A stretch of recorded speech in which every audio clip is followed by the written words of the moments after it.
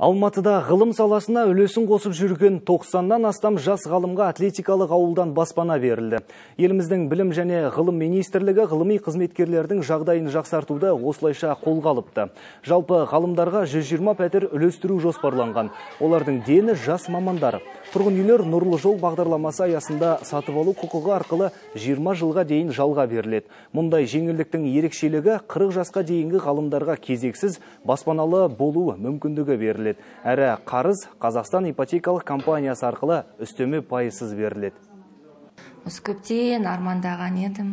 Балам екеуміз қазір осы үйге кіріп отырмыз.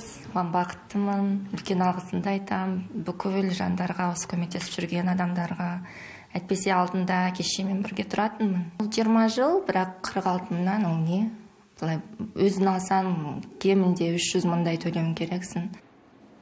Бүгінде еліміздің ғылыми комитетінде 30-дан астам институт бар. Пәтерлер сол ғылыми институттарда еңбек ететін мамандарға үлестірілді. Іріктеу үшін арнайы комиссия да құрылыпты. Жалпы бұдан бөлек қазір ғылыми гранттық бағдарламаларға жас мамандарды баулып, жобаларға курс жарияланғанда қатысушылардың 30% жас ғалымдар болуы тиіс деген шартта қойылған.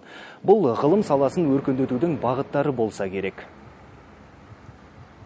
Стажы болса, сол институттар қарай істейтіндей болса, әрі қарай осы институттың ғылыми жобалармен айналысатындай болса, бұрын еш жерде, басқа жерде квартирасы пәтері жоқ болса, сондай адамдарды біз теріп бердік. Әлде пәтер қажетті жастар бар, оларды тағы да әрі қарай жалғастырамыз деп отыр министрлік.